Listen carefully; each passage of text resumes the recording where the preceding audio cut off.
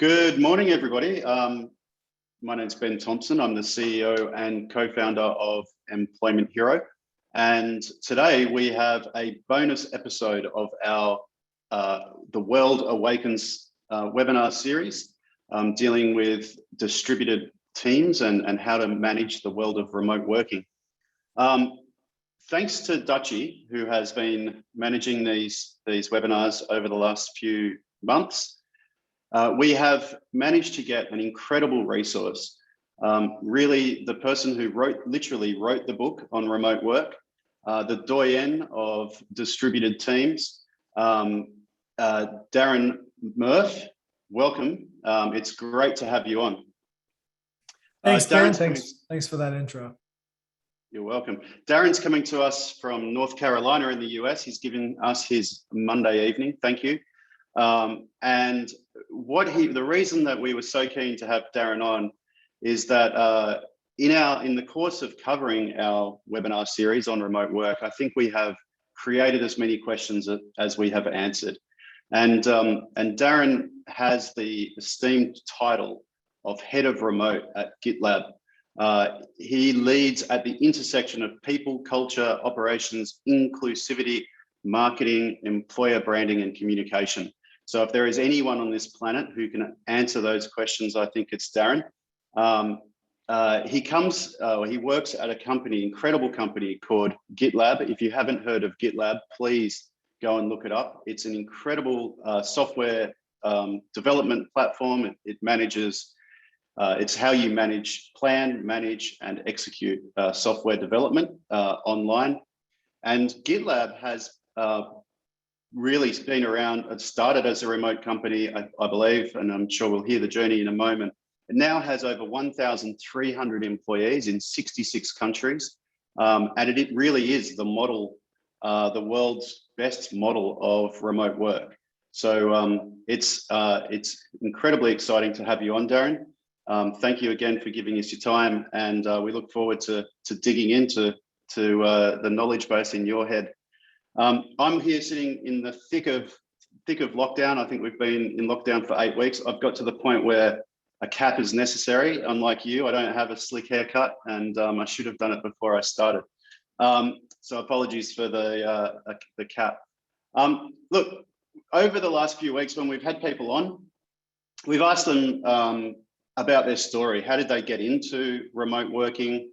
Where did it come? How did you get there? And I think your story is going to be a really interesting story to understand, not just you, but also GitLab and how they've approached that structure. So maybe I'll throw it out to you as a general opener. Can you tell us about the journey to date for remote work that you've been on?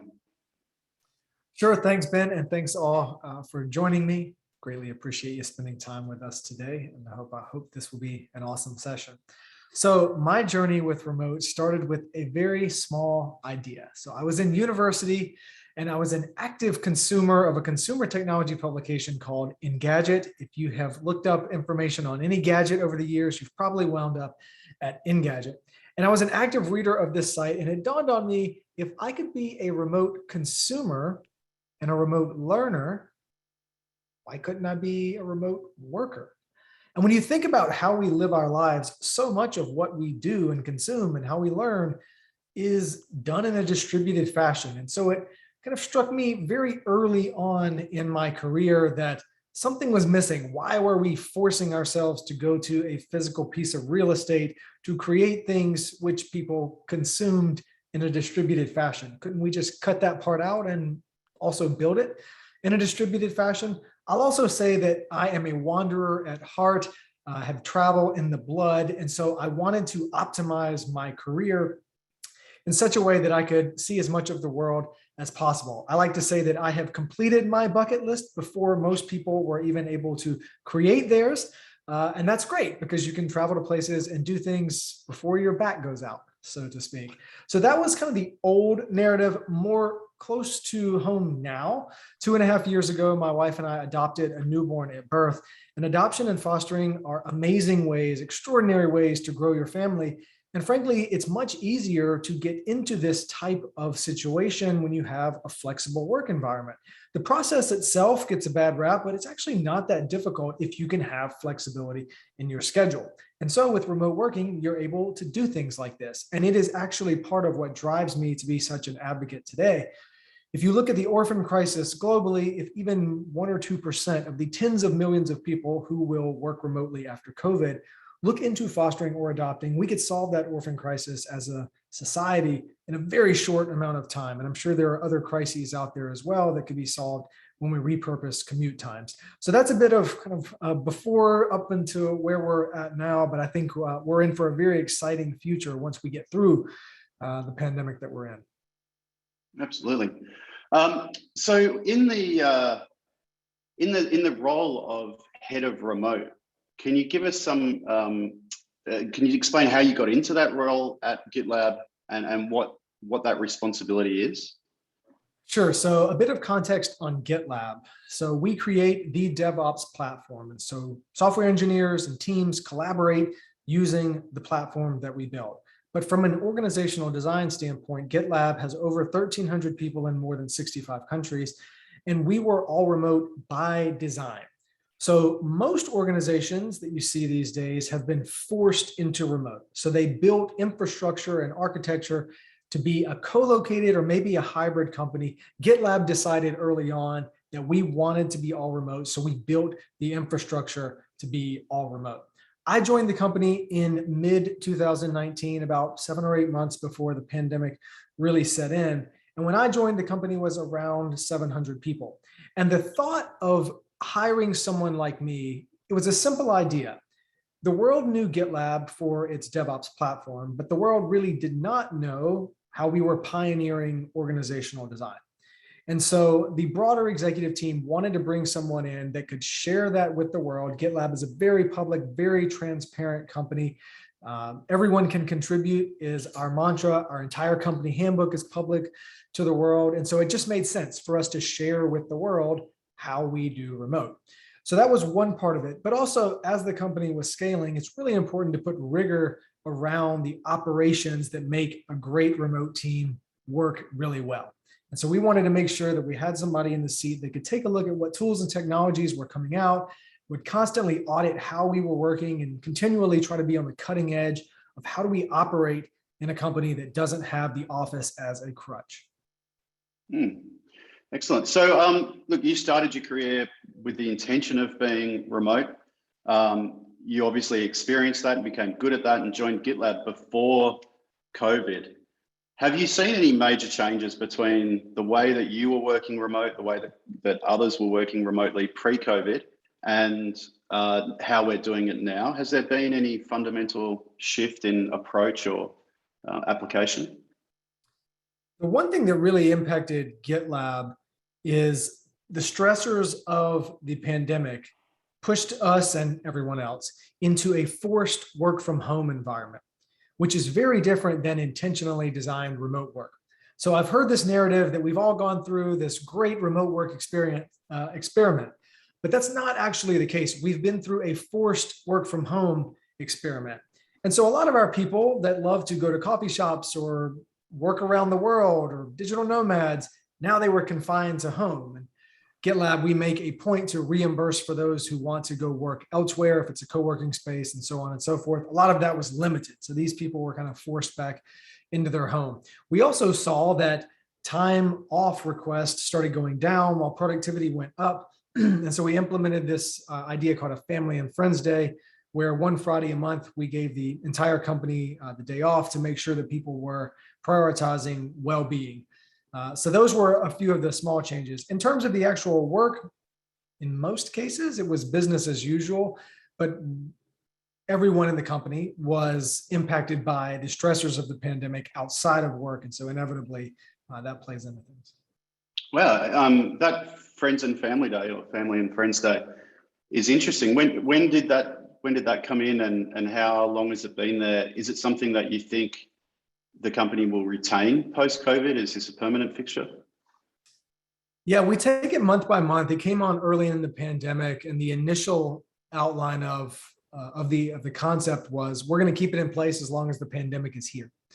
And it has been really beneficial to have that. We didn't just stand up the day. We also stood up a Slack channel where we encourage people to share stories and videos of them doing something other than work. Like for some people, it was just kicking back in a hammock and reading a book. For some people, it was calling their parents or siblings or people that they had lost touch with. It was just a good excuse to take a beat and remember that people are important and community matters, and to re-engage with things like that. So it's just nice to have this deliberate pause, because when you're working from home, it's a lot easier to just live at work. And you see that. You see this kind of burnout nation happening around the world where people are struggling to set boundaries and leaders are struggling to give boundaries on which they can be set. So we wanted to be proactive on that. Wow, it's a big step. I guess that's a great example. Is there anything else in your remote journey that stands out as something that you're really proud of doing and creating? I think the Remote Playbook is just an amazing point of pride. So GitLab has open sourced how we do remote. And so from the time that I arrived at GitLab until now, I've penned around 100,000 words on how we do remote work. And this really is the gold standard, the blueprint of what it means to be a high functioning organization in an all remote setting. And so 100,000 words is a lot. And we condensed that into a beautiful guide called the Remote Playbook. And it's been viewed over 100,000 times. And many organizations around the world are using that as their blueprint as they transition into whatever is next for them. And what's been awesome about it is to see companies from all walks of the remote spectrum, from co-located to hybrid to all remote. They're able to take what GitLab has done and implement elements of it into their organization in a unique way to move them forward. And so it couldn't have happened at a better time. I'm thrilled to be at GitLab and have the platform to share that with the world. Yeah, I mean, it is an incredible resource for anyone on the webinar. You need to go and check out GitLab's Remote Playbook. We started looking, we're constantly trying to improve the way that we work remotely at Employment Hero, and it's a portal of information, not just a single book. That it just goes, you can go deeper and deeper and never really find the bottom of the content that GitLab have released on this. I know that you won a Guinness World Record for writing as many, how many was it? Something like 400 articles a month or something? How many articles did you write? So I have a Guinness World Record as the planet's most prolific professional blogger. And so it goes back to my Engadget days, that site that I was reading way back when. I became the managing editor there, stayed about 8 years. And when the record was bestowed, it was 17,000 articles over a 4-year span. So that equated to an article published every 2 hours, 24/7, 365 for 4 consecutive years. And it has grown since then at various publications. I'm up to 25 or 30,000 articles. When the record was given, that was about 6 million words. I think we're at about 10 or 12 now. And so a lot of those also live in the GitLab handbook. Wow, that's phenomenal. All right, let's move on to the challenges. I think in the course of this, the World Awakens series, as I said at the start, there's so many questions. And I think a lot of people feel like they've been forced into this, as you mentioned, but now they're trying to figure out how do we do it well. And even Employment Hero, we found it very easy to start working remotely. We saw productivity increase, we saw happiness increase, all things went in the right direction. But then after 12 months, we stopped and said, hold on, we're doing this because we had to, not because we designed how to do it well. And there's a lot of gaps between what we were doing and what we want to be doing. So let's jump into the biggest challenges for people who, I guess, are in this state where they are working remotely, but they want to be great at it and they want to make sure that it's a permanent fixture. How do you get started? What are the big challenges? And feel free to sort of hit us with all your best observations. Yeah, I'll start with kind of the challenges as a narrative. And so I will occasionally hear from leaders that remote work doesn't work. It's just a great token phrase, but let me paint a picture here. Organizations have spent decades building a railway, let's say, and their work is happening on rail cars. And so rail cars tend to work pretty well on a railway. When COVID comes along, it knocks all of the rail cars off, and now everyone is working from their own boat. And so you're trying to row a boat on a railroad. And so leaders determine that remote work doesn't work. But the truth is, if you replace the railroad with a waterway, all of a sudden, boating isn't so terrible anymore. And it really paints a picture of where the onus lies. It is really on the organization to audit the workflows that have been anchored to the office and ask, is this still going to work in a more distributed world? And you really do have to dig really deep in your workflows and your culture and pressure test every single workflow and every single value and every single element of your culture and ask, does this still work in a location agnostic type of way? So that's the biggest challenge. That is a huge amount of work. And this is why I recommend to teams to hire a head of remote. If you are really going to take this seriously, you're going to need this to be someone's full-time job. Maybe smaller teams can kind of get away with this, but dedicated leadership, auditing all of these things that have been purpose-built to work in an office, many of them are going to have to be unwound. Many of them are going to have to be disposed of entirely. And it's a lot of work re-skilling an organization to use new tools to get things done in a location agnostic way, or using common tools in uncommon ways. And I also want to point out this about the term hybrid. The truth is, there's not really any such thing as a hybrid organization. You're either remote first or office first. And it's really easy to tell. If you have a subset of your employee base that will go back to an office and they'll start whiteboarding on a physical whiteboard with no connection to the internet, you are collaborating office first.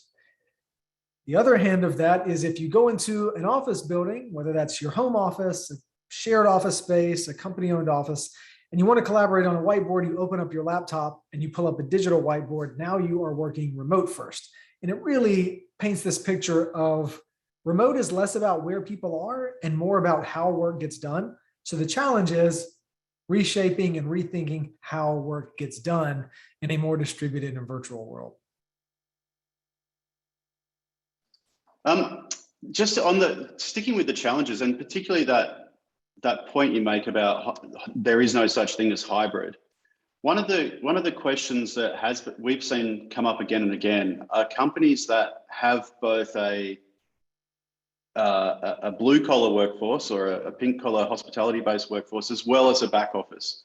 And you've got this sort of split organization where the admin staff are more than capable of working remotely, but there's many people in the organization who can't work remotely. It just isn't practical. What have you seen in those scenarios where companies are trying, some of the company wants to go remote and others just don't have the choice? I think there's some nuance there. There's some organizations where there's this push and pull of, do we want to go remote or do we not? And then there are some industries which some of the workforce has to be on site. A hospital is a great example. A manufacturing facility is another great example. I'll point to Cimpress and Vistaprint. They're a global service provider, but they do have a subsection of their workforce that has to be on site. They manufacture things. They made a deliberate decision early on in the pandemic to become a remote first company. And in fact, they have made a best of list on remote first companies in terms of best places to work, which is a phenomenal transformation. And I know some of the people there, and I've kind of had an inside view on how they've gone about this. And so although some of their work has to be done on site, that doesn't prohibit the organization from approaching work in a remote first fashion. If you do this correctly and you build a rigor around documentation, for example, even your people that have to go to the manufacturing facility should have better access to more information to do their jobs because their remote colleagues were more rigorous about documenting operating principles and crisis scenarios and so on and so forth. So instead of having to call a meeting to update someone on the manufacturing floor, all of this has been documented so that it's easier and more efficient once these people do get to work. So there are ways to integrate remote first ways of working, even into organizations where a component of their workforce will be on site. I also want to point out that this is an amazing opportunity for people operations in terms of career pathing. For many organizations, the people that were working on site, if they wanted to move into a more flexible or remote role, they generally had to leave the organization and go work somewhere else. But now you have this opportunity to upskill workers, maybe through tuition reimbursement or career advancement programs, to transition them from an entry-level on-site role into something that is more feasible for remote work. And so if you really lean into this, you can actually extend the length of time employees are staying at your workforce and making sure that that institutional knowledge hangs around longer. Yeah. And so would you say, I mean, I presume you're doing a lot of consulting, you're seeing a lot of companies dealing with remote first. Have you seen it work well in that environment where there's both physical, local employment and remote working together? Is it possible? Or have you seen it go wrong? And ultimately that's what draws people back into the office? It's definitely possible, but it's also possible for it to go wrong. It all comes down to how serious is leadership about making it a priority. And so if the executive team unilaterally says, we are going to actively invest in becoming a more remote fluent organization, it will go well. It's like anything else in business. If you invest in it, chances are higher that it will go well. So if you invest in a senior leader to run this transformation, if you invest in hiring people that know how to convert onboarding, for example, from a purely on-site experience to one that can be done in a more location agnostic way, the bigger the investment in making it work, the better it goes. What you're seeing globally with this inclination to just go back to the way things were is because, frankly, they don't want to invest in the change. It just seems easier or requires less investment to just go use the vestige that you already had. So in Australia, for much of Australia, we're still in lockdown and probably, as extreme as it's ever been. We didn't have COVID. We've now got some COVID. We're trying to keep it at bay. And so we're in lockdown, and there's a lot of organizations, I guess, who are working remotely because they have to, considering going permanent remote or as remote as they can post-COVID. How do they get started? If you're in this state now where you're doing it because you're forced to, but you want to maintain it, any suggestions on how to make that decision, that definitive plan to stay remote? How do you get started? Step one, as an executive team, you confess to your company that you are making the transition. This cannot be a bottoms-up type of movement. It requires absolute executive sponsorship. Now, notice I said executive sponsorship. I don't expect the executives to know everything on day one. It's executive sponsorship so that it sends the message that, look, we're about to go through a major transformation that might take 1 or 2 years to actually see the benefits of. This is a major change, but we are saying this is the future and we welcome input on what it looks like going forward. So step one, executive sponsorship. Step two, put somebody in charge of it. Whether you hire a dedicated leader or you hire a consulting firm like Distribute Consulting, they're pros at making these transformations, or asking seasoned leaders in your organization to raise their hand. Is anyone looking for a new challenge?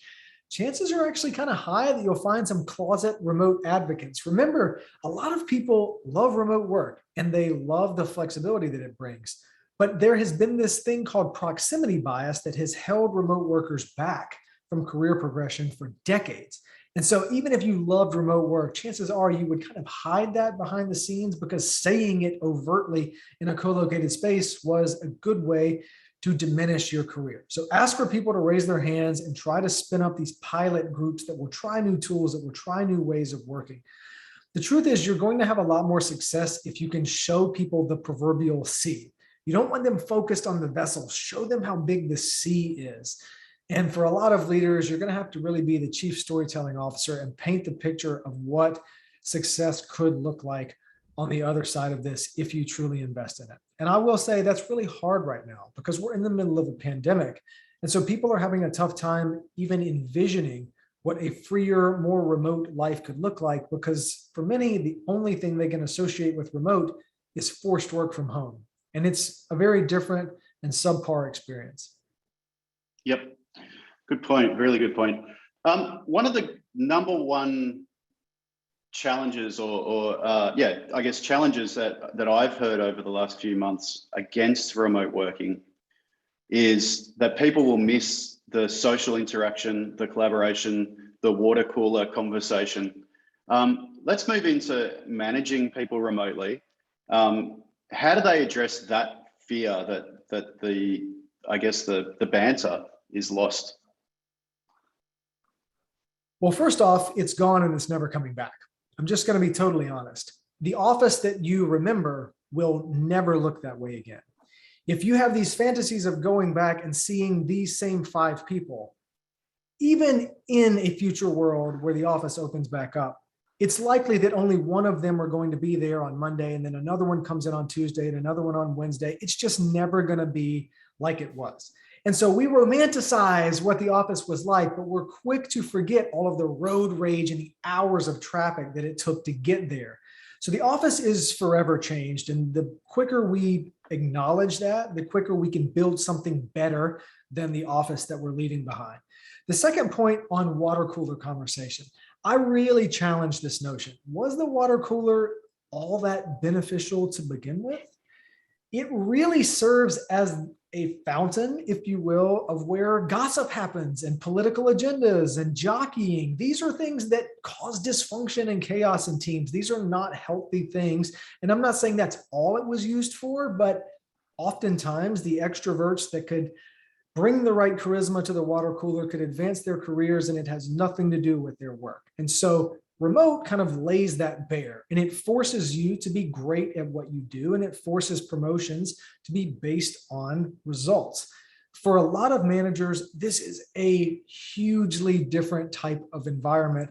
And if you're a leader of people leaders, don't assume that they're just going to know how to lead a remote team. In fact, GitLab partnered with Coursera to build a course on remote team management, specifically because this is such a huge need. Organizations are going to need to lean into learning and development to upskill their managers and teach them to be more servant leaders and less command and control. It's a very different mindset to be successful. Yeah, I completely agree with you on the water cooler.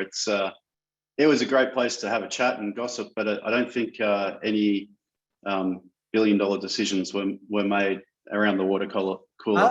I do want to call out 2 more things on that, if I may. I'm not advocating for building a company where no one ever sees each other. The best all remote companies in the world have great in-person strategies. And it is really vital to get as much of your team, if not the whole team, together once a year to really build those cultural roots and invest in your senior leaders to get sub-teams together for on-sites. So if everyone's off-site by default, you have on-sites now, to make sure that people really do have those moments. But instead of just hoping that people bump into each other by forcing your entire organization to commute, be more tactical, be more intentional, be more strategic about getting those people together. And there's one other thing that the water cooler is this one hot button topic that we kind of broke down, but there's another one, which is the hallway conversation. So apparently there's been tons of innovation that have happened by 2 people walking by each other in a hallway, and it sparks this amazing idea. And without that, how are we ever going to survive? But here's the truth about that interaction. Even in those cases, what generally happens is 2 people see each other, they have this spark of an idea, and they close themselves off in a boardroom, and it's just 2 people incubating on an idea. But think about how inherently exclusive this is. You may have thousands of other people around you, and none of them can contribute to whatever it is you're thinking about. I can't think of a less inclusive way to incubate an idea. And so when you go remote first, if you have these sparks of ideas, you need a platform. GitLab uses GitLab, the platform, to do this. You need a platform to write down that single sentence or single paragraph, that spark of an idea. And of course, you can share it with that one other person that you were virtually walking through, but you can also share it with a lot more people. And the more contributions that you get, the easier it is to incubate on this idea. And it points to the fact that in a remote setting, you really just have to think differently. You have to operate with a low level of shame. You have to operate with more transparency and visibility than you normally would. There's a lot of unlearning in terms of the ways of working, and that's just one example. Yeah. I think one of the things that we're seeing in now that we're transitioning to much more asynchronous work, and we can maybe get into that, but it's around, you know, what you're talking about with documentation and leading with documentation. We for nearly 20 years, my business has practiced Rockefeller habits. So a management style, daily huddles, you know, lots of face-to-face.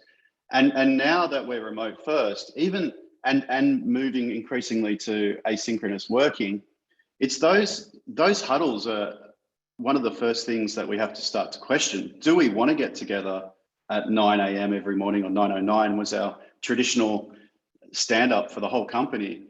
It was a place of energy. It was a place of celebrations. It was updates. It was banter and joking. Not every day, obviously there were days where it was all pretty flat, but on the whole, that 9:09 meeting became a large part of our culture. Now we're not necessarily even doing a morning huddle. People have the flexibility to go for a jog and start at 10 o'clock and finish at 7, whenever they choose. But it means we're not checking in, we're not getting that banter, we're not getting that back and forth. So I've probably got two questions for you is how have you managed that, or how have you seen that managed? How do you keep that camaraderie? And secondly, when there are people who are working remotely who aren't checking in frequently with their colleagues, how do you manage the mental wellness aspect? How do you ensure that no one's left behind? So you have to be very intentional about informal communication. And I can share this link in the chat, but we have a guide at GitLab that lays out over 20 different ways that we encourage teams to bond. Gaming is a great example. If you have people on your teams that like gaming, it's really easy to set up a synchronous session, and after work or before work, just have a gaming session. That builds bonds. Yeah. Music making is another one. We have people that can make music synchronously or asynchronously. That's really fascinating. I don't even think you would think to do that to build bonds in an office setting. So you can't let serendipity take it over. It's going to have to be intentionally designed and woven into the fabric of your company. And you'll have to find new ways for people to connect. But I would also say this, it's very paradoxical. But what you'll find is that great remote teams build culture from outside of work. So a lot of companies have tried to have end of Friday Zoom happy hours where they force everyone into this box and they make them wear funny hats and hang out with each other after a long and exhausting week. But a much better approach would be to say, look, we just want you to go be in your community. And of course, COVID has hampered how much we can do that, but the concept here still stands. What if instead of forcing everyone into a Zoom happy hour at the end of the week, you empowered everyone to go do something that was meaningful to them in their community?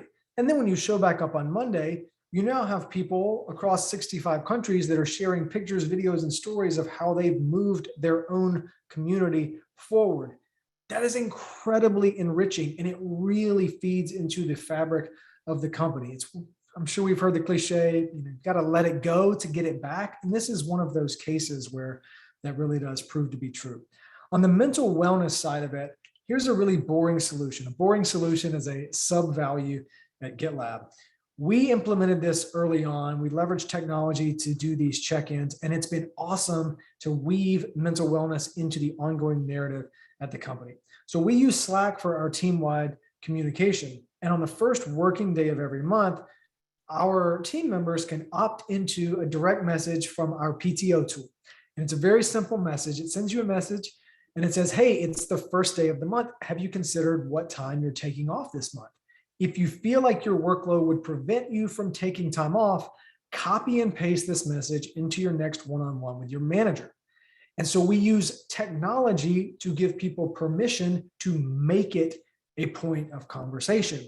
And it's amazing. At the start of every single month, inevitably, you see this buzz around the virtual office of like, oh yeah, where am I going this month? And then there's people bouncing ideas off the wall. And of course, it's much more difficult right now with COVID, but it will be much more enriching on the other side of it. And it's still possible now to talk about what kind of staycations, like what kind of home projects do you want to do? There's still ways to prioritize mental health. And it really can be as simple as making sure that it is part of the narrative at your company. Yeah. Um, still on managing remote working and the balance. How do you deal with if you've come out of an office-based environment and there are some people who are just loving working from home, but there's a minority of people, as same in our case, who are living in a flat with 3 flatmates and they're all working around the dining table. They can't wait to get back to the office. How do you manage that issue? I would say there's more than 2 places to work. A lot of companies are fixated on home or office, but there's this huge space in the middle called the third space that technology and startups are rapidly solving. So in America, there's this company called Cody, C-O-D-I. Definitely check them out. They're essentially building this platform that's the Airbnb for at-home working. So instead of renting for the night, you rent during the day and you go into unused spaces that are already in your neighborhood and you work with people that are local to you. So you may find people that don't even work in the same company as you, but they live in the same neighborhood as you. So there's a much deeper and richer connection because you're both in a community that matters to you. This is an incredible invention that I don't know would have flourished outside of COVID. And so for organizations that are grappling with, like we got to open the office back up because we have some people that can't work from home, look into these third space options. You don't have to open the office. There are alternatives. Great. And the next point about management, and I'll definitely have a look at that, Cody. I've been thinking for months now. I think there's 2 opportunities. One is that, how do you give people a place to go when they want to get out of home but don't have an office to go to? And the second one is, imagine all the opportunities for social. The things that didn't organize social activities for remote working. Finding that partner that you would have met in the office, having meeting somebody with common interests. There's got to be a remote working social club type thing that's going to spring up, I'm sure, as well. Absolutely. So, and sorry, anyway, back to the point, collaboration. You mentioned about the 2 people in the, walking down the hall, going into an office. Any last points on how to maintain a collaborative environment in a remote first working world? You have to put rigor around tooling and then the cultural elements of how to use the tools. At GitLab, we use GitLab, the platform, to collaborate on everything across the entire company. Dropbox Spaces is another great tool for this, and Catalog with a Q, Q-A-T-A-L-O-G. Check out these tools. They exist to be your new virtual central hallway. They become the glue that the office used to be. And you really need a centralized place for where all work can funnel through. One interesting point I want to mention here, earlier this year, GitLab ran a survey, 3,900 people all across the world. And we packaged the data into the remote work report. And there's a lot of fascinating data in there, but germane to this conversation was this link between transparency and visibility of work and someone's sense of belonging in the organization. And I thought this was fascinating because culture and people leaders have been looking to social activities as this point of leverage, this mechanism to build better belonging. But the truth is, if you just make work more visible and more transparent so that people have less difficulty finding out what others are working on, what goals and objectives are set for others in the organization, just by giving them access to that, visibility to that, they feel like they're a greater part of the team. And when you say it like that, it doesn't really sound like rocket science, but you have to put rigor into making sure that your tools support that type of transparency. Very different from a co-located space where it's generally on a need-to-know basis, and every team is allowed to kind of silo their work in whatever tools make sense for them, using the office as the glue. When really that's a Band-Aid solution. We should take a more holistic, foundational approach to restructuring where work happens. Yeah, really fantastic suggestions. Now, I want to move into your biggest tips and best advice, and then I think we'll have about 10 minutes left for question time. There's already over a dozen questions in the Q&A box. If people are online and they do have questions, please drop them into the Q&A box and we'll come back to them at the end. A few I think we've already sort of bounced off. But let's before we do that, let's jump into biggest tips, best advice. Give us your top three. What are the top three things that people who are aiming to become great at remote work, what are the things they need to get right first and foremost? So as a contributor, not a leader, so if you're not leading the organization, I'll start there.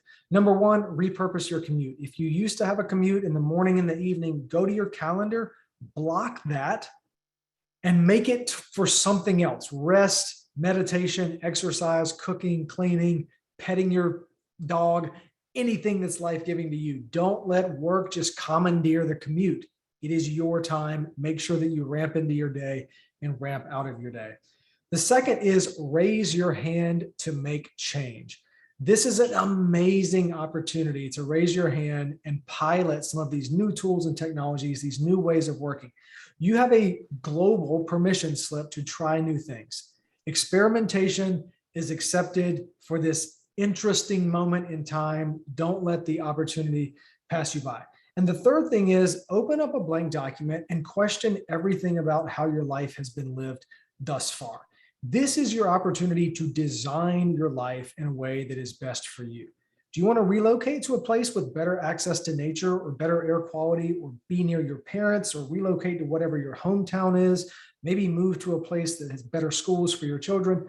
Now is the time to be thinking about it. Forced into your home to work from home, still within a commutable distance to an office that you'll never go to again. Probably not the best for everyone. So it's great to start planning for that now. Do you want three for the leaders, or we're going to stop there? No, let's go three for the leaders, because those three were excellent. And I particularly, just while I've got the floor, locking that time in your calendar not only makes it a purposeful use of time rather than, oh, now I can sleep in extra time, but maybe that is purposeful. But also, my fear at the end of COVID is that people try and snap back to the way things were. And if you've like captured that time in your diary, it's yours. It's really going to be hard for somebody to tell you, no, that's my time now. I want you to sit on a bus for 2 hours a day or 3 hours a day. I really like that, cementing that time as yours and using it for something valuable. So anyway, let's go into the three tips for leaders, and then I think we'll jump into a few other questions. Cool. Yeah. To that last point, so institutional power is not easily relinquished, but neither are individual freedoms. And I think that's where a lot of the friction is coming from that you're seeing. All right. Top tips for leaders. One, declare that you're going to build a new and different future.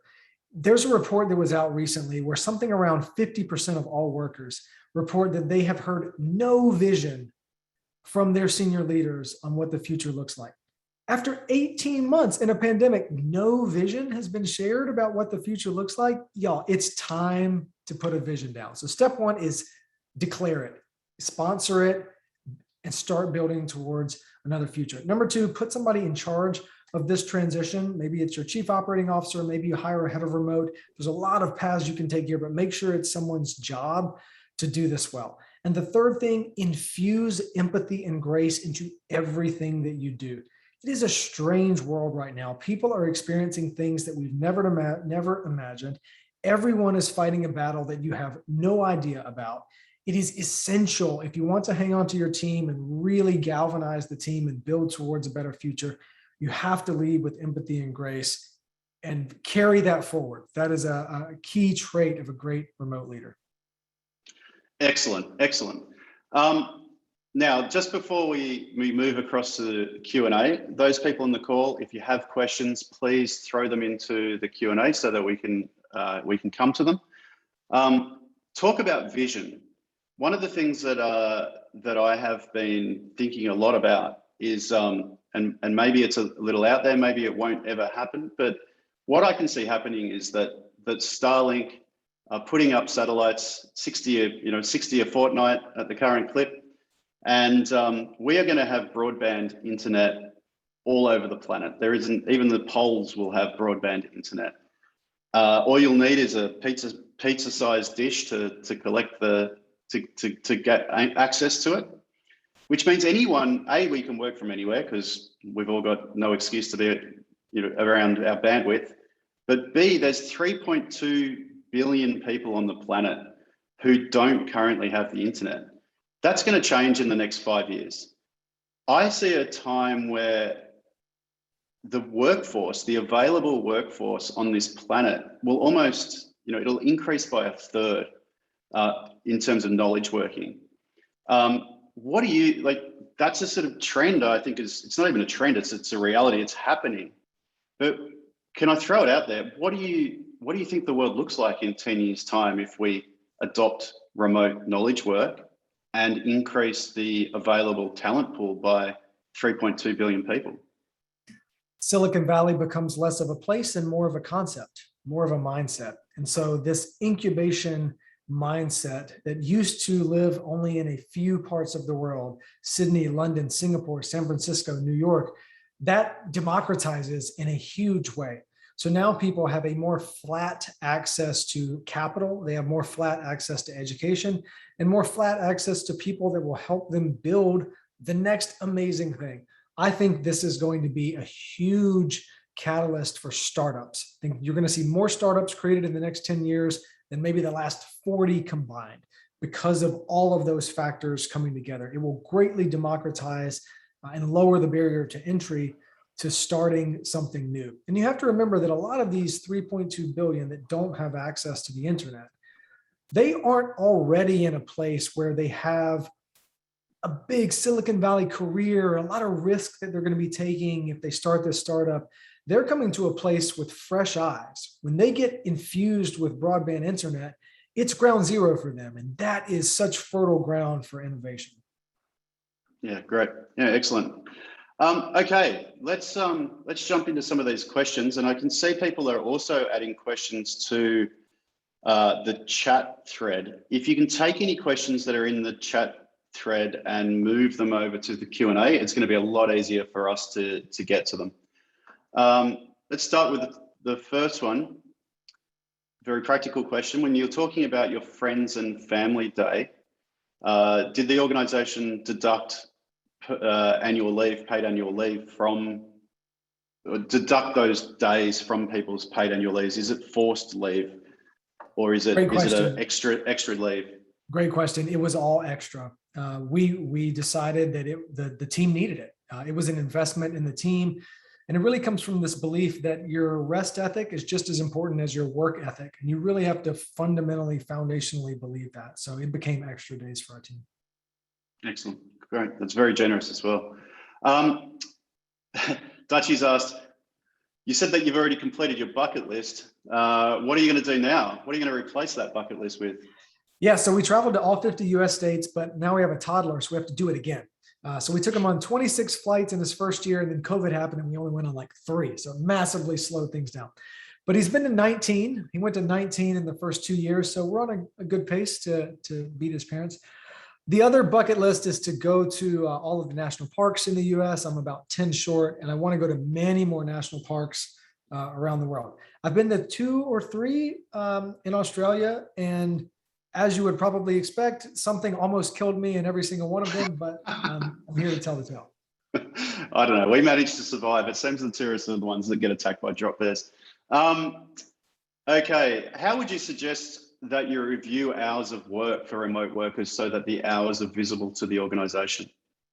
I think this can be done with tooling as well. The GitLab platform has what we call a contribution graph. And so managers can see where work was happening. And so there are tools that are designed for work to happen there, and it kind of nicely tracks it. It's kind of like an integrated time tracking, so you don't have to have an additional administrative burden to prove that you're working. More philosophically, though, you really have to reset your expectations as a manager and answer this question very explicitly. What does success look like? In many co-located organizations, the answer to that was shockingly ambiguous. It's like, well, if I have a good vibe from this person at the time of the performance review, sure, they'll get a raise or a promotion. In a remote setting, that doesn't work at all. And so a lot of the burden is falling on the managers to actually engineer what those metrics of success look like, and then make sure that their direct reports have the tools to accomplish that, as well as the reporting mechanism to report it back. So yes, that is extra rigor, that's some extra work, but I would argue that even if you go back to the office, you should still do that. You should remove that ambiguity so that people know what success looks like. Yeah, excellent. As an organization, how would you, as an organization, we are concerned with the mental health issues that working from home can bring. How can we approach this? I think we kind of answered that already. I think that was well done. How do you engage a remote working culture? Oh, where'd that go? A sense of community and connection. I feel like we covered that again. You mentioned gaming, music, getting out into the community, finding ways for people to engage outside of the workplace, and build culture in different ways. So some good suggestions in there. We are a home care organization, and we have both office teams and individualized workers and teams in the community. Trying to get these two sides of the organization to work as one can be difficult. How would you suggest supporting this? I think that's a great question. Yeah, and I will say for the last two questions on culture and mental health, definitely read the Remote Playbook by GitLab. If you go to allremote.info, you'll be able to download it there. There's an entire section on building culture and an entire section on mental health, and we have additional guides on that as well. So you can dive in a lot deeper, more than I could verbalize in 20 or 30 seconds. This question is tricky. There is no silver bullet to this. If you have an on-site team and an off-site team, even in the best of times, it's really difficult to get those aligned. I would start by building a rigor around documentation, a company-wide handbook, an operating manual where as much as possible is documented, so that at the very least, the two teams are operating with the same guidelines. The more that you can write down so that both teams reference shared written documentation instead of just word of mouth of what's the latest in this, that generally breeds more cohesion. Great point. Now, I noticed a question which is related to that. I think it was in the chat, but I thought it was a good question. When you do start to document, you said document everything. The question was, what do you document?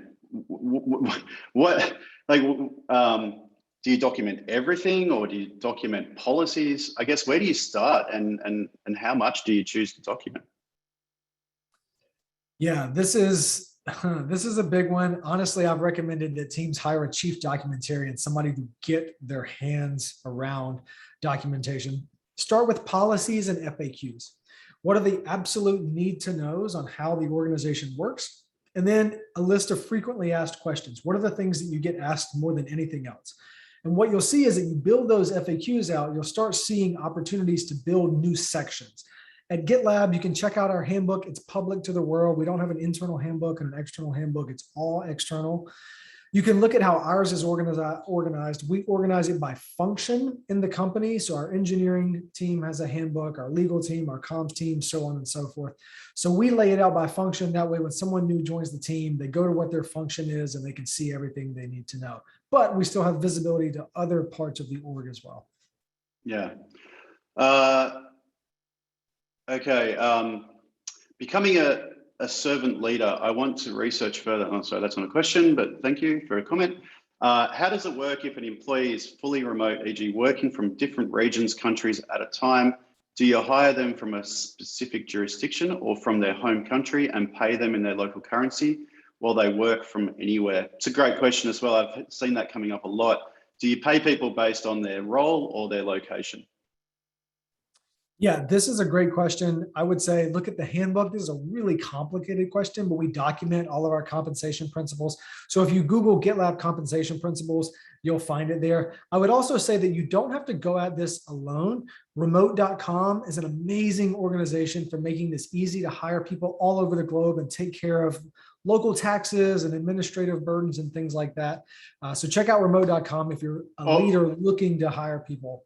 Or employmenthero.com for that matter. Absolutely. Our global team service does the same thing, but yeah, very good point. Deborah Henderson, one of the things we have is Zoom and MS Teams meeting fatigue. How do you address this? The Zoom fatigue. This one is a tough one. It's mostly going to rely on leaders to put in boundaries so that you don't book your day back to back. This would be called meeting fatigue if you were still in the office. If you filled your day literally end to end with no breaks in between, not even a walk to a different meeting room, you would be exhausted at the end of the day. This becomes a lot easier to deal with once you have the tooling in place for your work to happen in a more asynchronous fashion. They kind of go hand in hand. For each meeting that you can eliminate with an asynchronous workflow or convert over to a tool, the easier this gets. And so I would say work iteratively on that, but it really starts with pressure testing your meetings and saying, can this be moved over to something more asynchronous? Yeah. Around the concept of hallway conversations, how do we address the overheard learning opportunities that occur from conversations nearby where you once were sitting in an office when in a remote setting? This is a very valid question. And I would say this is really important to get your team together strategically. Maybe it's quarterly for on-sites, maybe get your whole team together once a year so that you kind of package all of those hallway conversations into one burst of time together. That generally happens when you get people together that don't see each other all that often. But the other thing here is to really encourage people to share ideas early and often, whether that's in Slack, whether that's in Teams, whether that's in a catalog or a GitLab. You want people to share things that they would have shared in a hallway conversation in a more public forum. This is much easier said than done and takes a lot of work from a cultural standpoint to create that psychological safety where people feel comfortable doing that. Yeah. Wow, there's so many questions here. I'm going to start from a different place. I'm going to random. What is the one key thing to onboard and induct a new starter when remote working? That's going to be industry dependent, but I would say the more you have documented so that people can read and self-serve, the better off. We have an entire guide on onboarding. If you Google GitLab onboarding, it'll get you much deeper than I could over the next 10 seconds. So I try to be lightning with links. Okay. My company thinks working from home is too difficult for the customer success team that work on inbound phone calls. What do you say to this? That's a challenging one, but it can be done. It requires leadership to ask the team, survey the team, what do you need for success to look like in a virtual space? Don't assume that your learnings from another organization will apply in your current one. This really comes down to being vulnerable, asking your team what they need, and trying to build the infrastructure so that it can work. If you're trying to use the office first way of handling that team, but in a virtual space, I do think there will be some friction. Yeah. And I might make this the last one. As individuals transition and conform to the new way of work, we face new organizational challenges to manage change and embrace more autonomy. I've been led to believe there's value in reviewing entrepreneurship literature and adopting the mindsets of these mindsets. Do you have any views and insights on how this impacts organizational learning and development strategies? Great question, Zion. This is a great question. We recently hosted a number of leaders and academics at a conference called Remote by GitLab. If you go to our GitLab YouTube channel, you'll find the full playlist there. There were two researchers there, one from Harvard and one from INSEAD, that did entire sessions on exactly this. I would really encourage you to invest the time in checking those out. There are researchers that are looking at this, and it's really fascinating findings. More than I could share here, but I would say check those sessions out. You'll really be pleased. Yeah, excellent. Look, we're out of time. Darren, this has been an incredible session. I've got so many takeaways from it, and I live in this place. So thank you. You really are a doyen of remote working. You're a fountain of knowledge. You've given us your evening, and we really appreciate what you've done. I'm sure we'll stay in touch, and just from the bottom of my heart, thank you so much for giving us this time with you. I hope everybody has enjoyed it. If you would like to stay up to date with Darren and all of what he's creating, then please either follow him on Twitter at Darren Murph, also on LinkedIn, and download the Living the Remote Dream book. That is Darren's book from Amazon Kindle bookstore. Darren, any last words? No, that was amazing, Ben. Thanks for the awesome questions. Thanks all for being gracious with your time and joining today. And yeah, follow me on Twitter. Happy to keep the conversation going. Thanks so much, mate. Really appreciate your time. Absolutely. Excellent. Take care. Be well. Cheers, mate.